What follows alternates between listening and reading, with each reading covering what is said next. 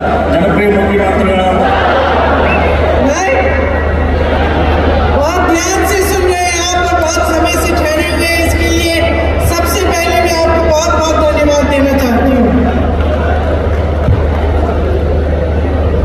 महसूस हो रहा है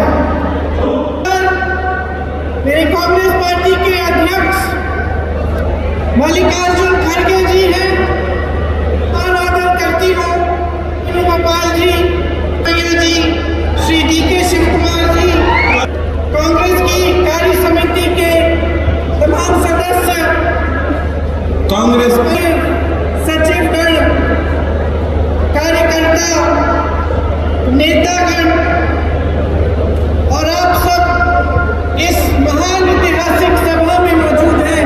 बहुत बहुत स्वागत करती हूँ और धन्यवाद देती हूँ कि आप सब बैठे रहे हैं और ध्यान से सुन रहे हैं। देखिए, ये जो धरती है आपकी, इस धरती पर पूरे देश के देशवासियों का गर्व है और उसके सदस्यों के लिए ये एक पवित्र भूमि है। श्री लोकमान्य तिलक जी ने होम रूल लीग का आंदोलन शुरू किया और यहीं पे 100 साल पहले महात्मा गांधी जी ने कांग्रेस अध्यक्ष का पद संभाला। हम सुवर्ण सौधा में गए थे और वहां एक चित्र बना है। हमने देखा कि बसवन्ना जी बैठे हैं, अक्कम्मा देवी जी खड़ी हैं। और वो चित्र आपकी यहाँ की लोकतांत्रिक परंपरा को दर्शाता है। यहाँ लोकतंत्र, भागीदारी, समानता, ये असूल बहुत पुराने असूल हैं। यही वो असूल है जिस पर हमारा स्वतंत्रता संग्राम चला। यही वो असूल है जिन पर महात्मा गांधी ने सत्याग्रह किया। सोचिए कि उस समय जब जब बड़े साम्राज्यों को गिराना पड़ता था तो जहां जहां जिस देश में आप देखें वहां हिंसा होती थी, नदियां बहती थी। ये स्वतंत्रता संग्राम पूरी दुनिया में अनोखा संग्राम वो सत्य और अहिंसा के आधार पर लड़ा गया। महात्मा गांधी, सरदार पटेल जी, अम्बेडकर जी, जिसमें तमाम जो स्वतंत्रता सेनानी थे, उन्होंने कहा करो हम नहीं करेंगे, तुम मारो हम हाथ नहीं उठाएंगे, हम लड़ेंगे सत्य के आधार पर, अहिंसा के आधार पर और हम इसी आधार पर तुम्हें शिकस्त देंगे। एक अनोखा स्वतंत्रता संग्राम था जिसमें अहिंसा के आधार पर नैतिक बल से एक साम्राज्य को संग्राम से जब हमारा देश स्वतंत्र हुआ तब इसी संग्राम से जो मूल थे, जो आधार थे, जो उभरे, उन्हीं पर आधारित बाबा साहेब जी की अगुवाई में, पंडित जवाहरलाल नेहरू जी और बाकी सब नेताओं की अगुवाई में ये हमारा संविधान बना। क्या है इसका आपके जीवन में क्या आधार है? ये संविधान एक पुस्तक नहीं है, किताब नहीं है। इस देश के देशवासी हो, यहाँ बैठी मेरी बहनें, यहाँ बैठे मेरे भाई, ये संविधान आपका रक्षा कवच है। को बनाने वाले बाबा साहेब अम्बेडकर जी दलितों, आदिवासियों, पिछड़ों और गरीबों के मसीहा हैं। सामाजिक न्याय और अधिकार का प्रतीक है। इसमें उन्होंने आपके लोकतंत्र की सुरक्षा डाली है, आपको अधिकार दिए हैं, डालने का अधिकार, जिससे आप अपनी सरकार को चुन सकते हैं। न्याय मांगने का अधिकार कि जब कोई आपके साथ गलत करता है तो आप सरकार से न्याय मांग सकते हैं। जनता का अधिकार कि सरकार आपको एक नजरिए से देखती है, कोई बड़ा नहीं, कोई छोटा नहीं, कोई अलग नहीं, सबको वही वोट का अधिकार दिया गया है, जिससे आप अपने देश के लिए सरकार, अपने देश का नेतृत्व चुन सकते हैं। सकती हूँ भाई और बहनों कि बहुत सरकारें आई हैं, बहुत सरकारें गई हैं, कांग्रेस की सरकारें नहीं रही, एक पार्टियों की सरकारें आई, लेकिन आज तक कोई ऐसी सरकार नहीं आई जिसका गृह मंत्री संसद में खड़े होकर बाबा साहेब अम्बेडकर का अपमान कर सके। आज तक कोई ऐसी सरकार नहीं रही जिनके मंत्री चुनाव में घूम घूम कर कह पाए कि हम इस संविधान को बदल डालेंगे। न कोई सोच सकता था भारत में दशकों गुजर गए, हमें स्वतंत्रता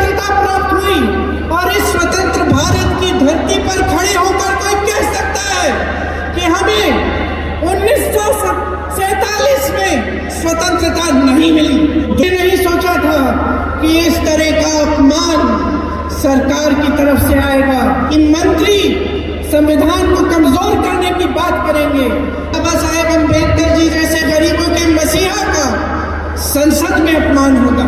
अपमान करके देश के गृह मंत्री ने लोकतंत्र का अपमान किया है, उन शहीदों का अपमान किया है जिन्होंने हमारे स्वतंत्रता संग्राम में अपनी जान दी इस देश के लिए। स्वतंत्रता सेनानियों का अपमान किया है जिन्होंने सब कुछ छोड़कर स्वतंत्रता संग्राम में लड़ाई लड़ी, अपना खून बहाया, अपना पसीना बहाया, इस देश के लिए अपना सब कुछ न्यौछावर कर दिया। ये कैसे हो रहा है भाई और बहनों? ये क्यों हो रहा है? इसलिए हो रहा है कि जब तमाम देशवासी, इस देश के किसान, इस देश के मजदूर, इस देश के स्वतंत्रता सेनानी स्वतंत्रता संग्राम में शामिल थे, तो उसी समय एक और विचारधारा इस देश की धरती पर उभर रही थी। ऐसी विचारधारा है जिसने उस समय भी संविधान का अपमान किया, उस समय उसके खिलाफ, संविधान के खिलाफ एक पूरा अभियान चलाया। मेरी बहनों, हम आज दशकों बाद महिलाओं के अधिकार की बात करते हैं। ये बात बाबा साहेब अम्बेडकर ने उस समय की थी। जब बाबा साहेब अम्बेडकर ने ये बात की, तब आरएसएस की विचारधारा के लोगों ने उनके पुतले जलाए, उनके खिलाफ अभियान चलाया कि बीजेपी की पैदाइश ही विचारधारा है, यहीं से उभरी है बीजेपी। इसीलिए आज भाजपा के नेता, भाजपा की सरकारें हमारे संविधान, बाबा साहेब अम्बेडकर जी का अपमान खुलेआम कर रहे हैं। 2024 के चुनाव में पिछले साल जब ये जगह जगह जाकर कह रहे थे कि संविधान बदल डालेंगे, तो जनता ने इनको सबक सिखाया। भाई और बहनों, मोदी जी घबरा गए। आज जब संसद में गए तो यूं करके संविधान को अपने माथे से लगाया, उनसे आपने करवाया। ये बानी दावे बहुत लोग करते रहते हैं, जुड़े काम करके दिखाना होता है। ये जुनून ही कुछ और है। ये देश नहीं है, ये सब नहीं है, इस देश का लोकतंत्र नहीं है, इस देश की जनता नहीं है। इस देश का प्रधानमंत्री, इस देश का गृह मंत्री इस संविधान के विरोधी हैं, क्योंकि इनकी विचारधारा के जो मूल विचार है, वो विचार है उस पर हमला करती है तथा इस देश के विभिन्न रीति रिवाज, खान पान और उपासना के तौर तरीके पर हमले करते हैं। ये संविधान के विरोधी इसलिए हैं क्योंकि इनका संगठन और इनके आदर्श पुरुष हमारे संविधान और तिरंगे का उपहास करते हैं, देशी कहते हैं, कभी अशुभ बताते हैं, कहते हैं कभी इसे अशुभ बताते हैं। और सत्ता में आए तो क्या किया इन्होंने, इनके नेताओं ने संविधान समीक्षा आयोग बनाया। ये संविधान के विरोधी इसलिए है क्योंकि आरक्षण को कमजोर करना चाहते हैं, सामाजिक न्याय के खिलाफ बयान देते हैं, सामाजिक न्यायपालिकाओं को कमजोर करते हैं। ये संविधान के विरोधी इसलिए है, आरटीआई जैसे कानून जो आपको मजबूत बनाते हैं, जो इस देश के देशवासियों को मजबूती देते हैं, पारदर्शिता की, उनको ये कमजोर करते हैं। इन्होंने सेबी के कानून को बदला ताकि भ्रष्टाचार आगे बढ़ सके, बाल बिल कमजोर किया, चुनाव आयोग को देखिए, उसे शक्तिहीन बना दिया। चुनाव जहां भी इनकी सरकारें हैं, जब महिलाओं पर अपराध होता है तो ये अपराधियों को बचाते हैं। लेबर लॉज बदल के मजदूरों के हक छीने, ऐसे कानून लाने वाले थे जिससे किसानों की कमर टूट जाती। किसानों ने आंदोलन किया, 700 किसान शहीद हुए, लेकिन ये पीछे तब हटे जब चुनाव आया। इस सब से आपके जीवन के साथ क्या ताल्लुक है? आप सोचते होंगे कि ये राजनीतिक दल एक दूसरे पे आरोप लगाते रहते हैं कि कोई कहता है संविधान को कमजोर कर रहा है, तो हमें क्या मतलब है इस चीज से? क्योंकि इनकी हर नीति संविधान के खिलाफ है और हर नीति का असर आपके जिंदगी पे, आपके रोजाना के जीवन पे पड़ रहा है। यहाँ कांग्रेस की सरकार है, आपकी बिजली बिल में 200 यूनिट आपको मुफ्त मिलता है। देश भर में जाइए, देश भर में जाइए, जहां जहां इनकी सरकारें हैं, पूरे देश भर में आप देखिए। मैं गई हूँ उत्तर प्रदेश के गांव में, बिल उठा के किसान रोते हैं, देखिए दीदी 50,000 का बिल आया है, 60,000 का बिल आया है, हमें तो बिजली ही नहीं मिली, बिल आया है। आपने कभी सोचा है कि ये क्यों हो रहा है? आपने अडानी का नाम सुना है?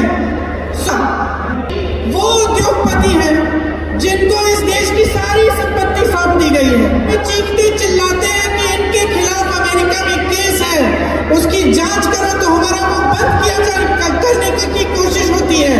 क्यों? उस अमेरिका के केस में क्या था? यही था ना कि उन्होंने अधिकारियों को, सरकार को घूस दी ताकि आपकी बिजली के बिल बढ़ा पाए। तो अब ये बिजली का दाम बढ़ता चला जा रहा है और उनका संरक्षण हो रहा है। इसको कहते हैं संविधान के खिलाफ नीतियां बनाना। किसान संकटों से घिरा हुआ है, 1 लाख रुपए के लिए आत्महत्या करता है, उसमें डूबता है, महंगाई है, डीजल के दाम बढ़ जाते हैं, चीज पे जीएसटी भरनी पड़ती है, ट्रैक्टर पे जीएसटी, हर किसान के लिए जितनी भी चीजों का इस्तेमाल करना पड़ता है उस सब पे जीएसटी होती है, तो कर्ज में डूब रहा है। और दूसरी तरफ बड़े बड़े उद्योगपतियों को 17 लाख करोड़ का कर्ज माफ कर देती है ये सरकार। संविधान के खिलाफ है।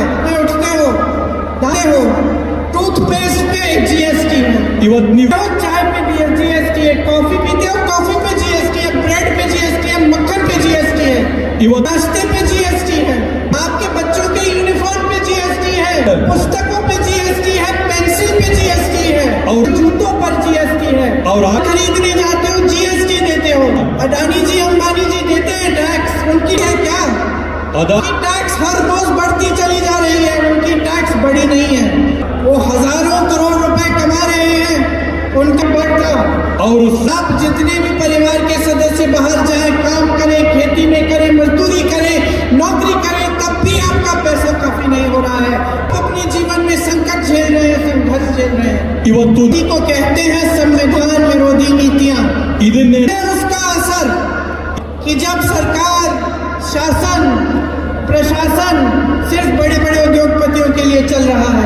आज हम यहाँ हवाई जहाज से आए तो एयरपोर्ट में एक ड्राइवर था, खड़गे जी, उससे कन्नड़ा में बात करने लगे और उससे पूछा कि कहाँ के हो? उसने कहा मैं मैसूर का हूँ। खड़गे जी ने पूछा कि फिर यहाँ कैसे हो, यहाँ रहते हो क्या है?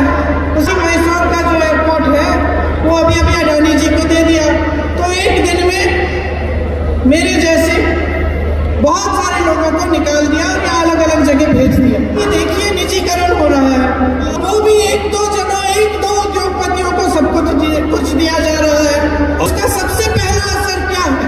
खत्म होता है। इन्होंने लैटरल एंट्री के जरिए इतनी सारी जो नौकरियां हैं वो अलग कर दी हैं, आरक्षण को खत्म करने की कोशिश की है।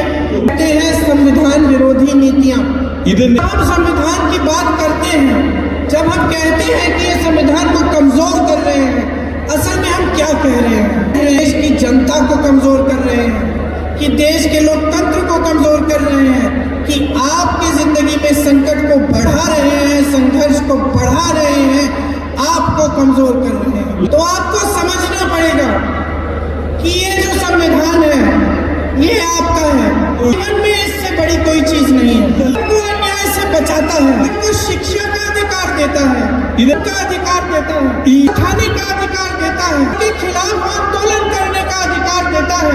हमारी सेना, ये जो हमारे पुलिस वाले यहाँ खड़े हैं, कर्मचारी खड़े हुए हैं सरकार के, इनको सुरक्षित रखता है। पुराने पेंशन के लिए गिड़गिड़ा रहे हैं, सरकार हर रोज संविधान पर हमला करती है। समझ लीजिए ये का लोकतंत्र है। अपनी राजनीति के लिए, अपनी सत्ता के लिए इसको कमजोर करने की कोशिश कर रहे हैं, इसको बदलने, इसको खत्म करने की कोशिश कर रहे हैं। उनको पहचानिए, कर लीजिए, मन बना लीजिए कि आप इस पर आंच नहीं आने देंगे, नहीं सहेंगे, अपने संविधान का अपमान नहीं सहेंगे, बाबा साहेब का अपमान नहीं सहेंगे। बैठे तमाम नेताओं के साथ एक संकल्प कीजिए कि जिस तरह से ये संविधान आपको सुरक्षित रखता है, उसी तरह से आप अपनी जान दे देंगे, लेकिन आप इस संविधान को सुरक्षित रखेंगे। तो संघ में बैठा एक नेता आपके लिए, संविधान के लिए, इस देश के लिए समर्पित है। भाई, बड़े भाई यहाँ आज आ नहीं पाए क्योंकि उनकी तबीयत खराब है, संविधान के लिए लड़ते हैं, इसके लिए जान देने के लिए तैयार है। इसीलिए ये सरकार राहुल गांधी से डरती है। राहुल गांधी संसद में खड़े होते हैं बात करने के लिए, बोलने के लिए, न्याय मांगने के लिए, आपके लिए, तब ये सरकार कुछ भी करती है, उस संसद को उस दिन रद्द करने के डरती है इनसे। राहुल सरकार उनको देखकर कांपती इसलिए है क्योंकि वो सच्चाई की लड़ाई लड़ रहे हैं। इवत्तु केस पे केस डाले हैं, ईडी के केस, तमाम केस, कैसे कैसे इधर महाराष्ट्र में, कहीं बिहार में, कहीं उत्तर प्रदेश में, हर जगह केस डाले हैं। राहुल गांधी नहीं डरेंगे, इवत्तु न राहुल गांधी जी डरेंगे, न मल्लिकार्जुन खड़गे जी डरेंगे, न इस मंच पे बैठा कोई भी नेता डरेगा, ना मैं डरूंगी, क्योंकि हमारी विचारधारा लड़ने की है, सच्चाई की है, डरने और कांपने की नहीं है। इवत्तु और आरएसएस की तरह कायरों की विचारधारा नहीं है हमारी विचारधारा। बीजेपी इसके लिए मर मिटने के लिए तैयार हैं हम। आपके लिए न्याय के लिए, आपकी समानता के लिए, आपके लोकतंत्र के लिए मर मिटने के लिए तैयार हैं हम। परंपरा शहीदों की परंपरा है, जेल से माफी की चिट्ठी लिखने की परंपरा नहीं है। और वही परंपरा इस देश के एक एक देशवासी की परंपरा है। आप सभी उस परंपरा से उभरे हो। इस स्वतंत्रता संग्राम ने हमें स्वतंत्रता दी। आप स्वतंत्र भारत के देशवासी हो, ये आपकी परंपरा है, सच्चाई की परंपरा है। ये मत हटो, निडर हो जाओ, लड़ो अपने अधिकारों के लिए और इस सरकार के खिलाफ जो तुम्हारे अधिकारों को कमजोर करती है और तुम्हें कमजोर करने की कोशिश करती है। इवत्तु मेरे साथ जोर से बोलो, जय बापू।